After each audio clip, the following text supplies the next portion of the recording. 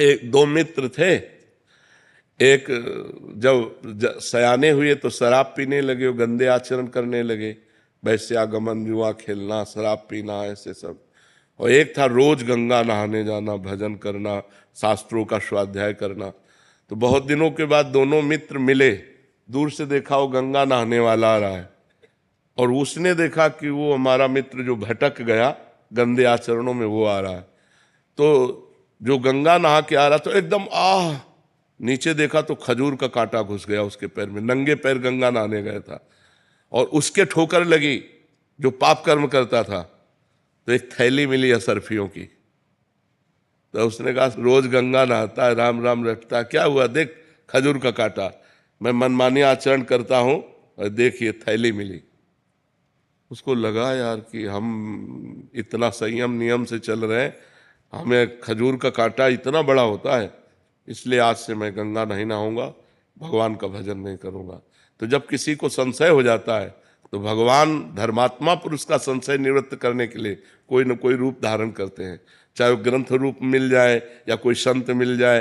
तो भगवान एक संत के रूप में आए और कहा बेटा तुम्हारे कांटा लग गया क्या, लाओ मैं निकाल दूं, तुम भगवान का भजन करते हो इसलिए तुम धन्य हो। तो उनका अब ये सब बातें हमको मत बताओ कि धन्य हो, धन्य वो है।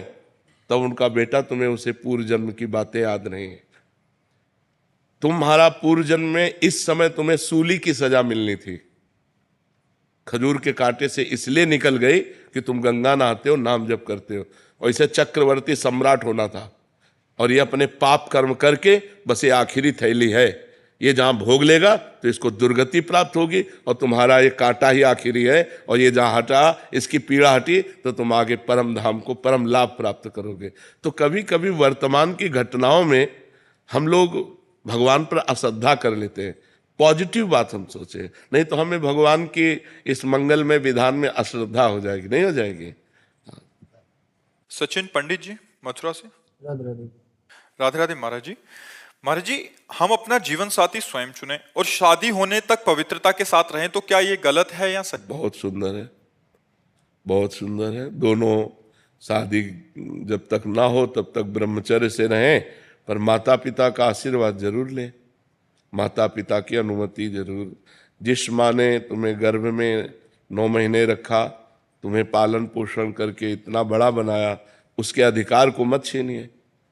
दोनों उन माँ पिता के चरणों में झुकिए कि हमने दोस्ती कर ली है और हम दोनों आजीवन के लिए पाणी ग्रहण करना चाहते हैं, आपकी अनुमति, आपका आदेश, आपका आशीर्वाद चाहिए, इतना जरूर करना चाहिए। ये जो आजकल के बच्चे हैं मनमानी आचरण माता पिता की एक नहीं मानते हैं, वो बाद में दुख ही पाते हैं, पक्का समझ लो।